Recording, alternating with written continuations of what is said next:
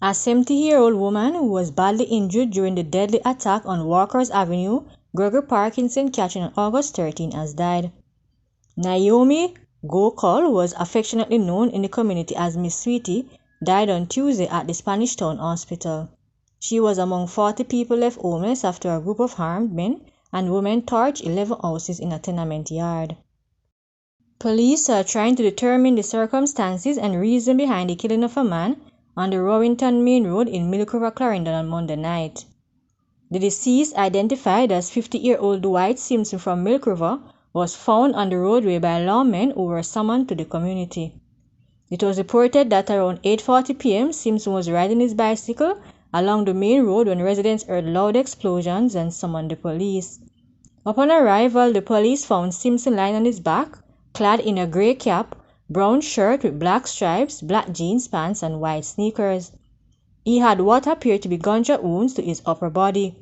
He was transported to the Maypen Hospital where he was pronounced dead on arrival. Police say they are still trying to piece clues together to find a possible motive for the killing.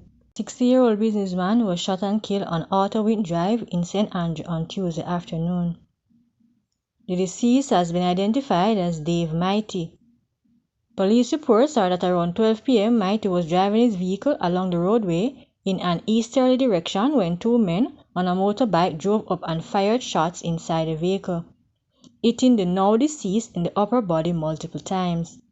The vehicle subsequently collided into the embankment at the intersection of Mountain View Avenue and Tucker Avenue. When Observer Online arrived on the scene, sections of Mountain View Avenue and Otterwind Drive were cordoned off and traffic diverted. A detective on the scene said Mighty, who resided in Top Range in Mountain View, operated a business in the area. Another police source said Mighty was someone who popped up on their radar before. Still, police have not yet established a motive for the killing. Roads in the area were opened until the scene was processed and the body removed.